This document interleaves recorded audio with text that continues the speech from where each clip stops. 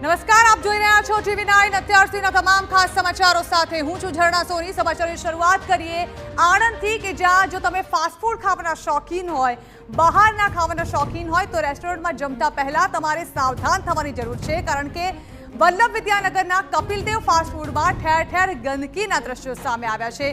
અહીં રેસ્ટોરન્ટમાં બગડેલા શાકભાજી તેમજ ખરાબ ખાદ્ય પદાર્થો જોવા મળ્યા। ખાદ્ય પદાર્થોમાં જીવાત અને ખુલ્લામાં જોવા મળી છે। ફૂડ બનાવવા માટેના સાધનોમાં પણ ગંદકી જોવા મળી।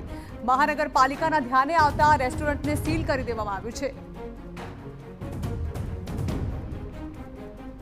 તો દ્રશ્યોમાં જોઈ શકાય છે તેમ કપિલદેવ ફાસ્ટ ફૂડમાં જરાય સ્વચ્છતા નથી, ગંદકી જ જોવા મળી રહી છે।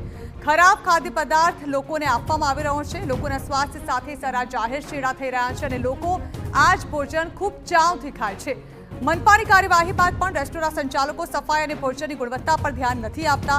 થોડા રૂપિયા કમાવા માટે સંચાલકો ગંદકીવાળું ભોજન પીરસી રહ્યા છે। આવા રેસ્ટોરન્ટ સામે કડક કાર્યવાહી થવી જરૂરી છે, જેથી લોકોના આરોગ્ય સાથે ચેડા ન થાય।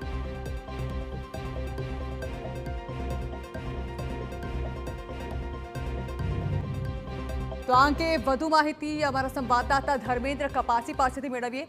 ધર્મેન્દ્ર, તસવીરો જ આમ તો બધું કહી જાય છે, પરંતુ આરોગ્ય વિભાગના દરોડામાં જે ચારે તરફ ગંદકી જ ગંદકી સામે આવી છે, જાણવા માંગીશું કયા રેસ્ટોરન્ટની છે આ ઘટના અને ત્યારબાદ અત્યારે મનપા દ્વારા શું કાર્યવાહી કરવામાં આવી રહી છે?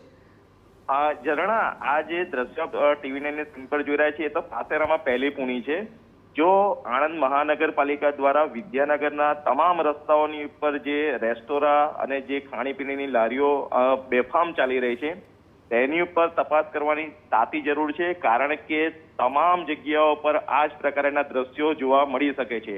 મહત્વની બાબત એ છે કે મહાનગરપાલિકાના આરોગ્ય વિભાગને જે સૂચના મળી હતી અને જે જાણકારી મળીને ત્યાર પછી આકસ્મિક રીતે ખાણીપીણીની એકમોનું ચેકિંગ હાથ ધરવામાં આવ્યું।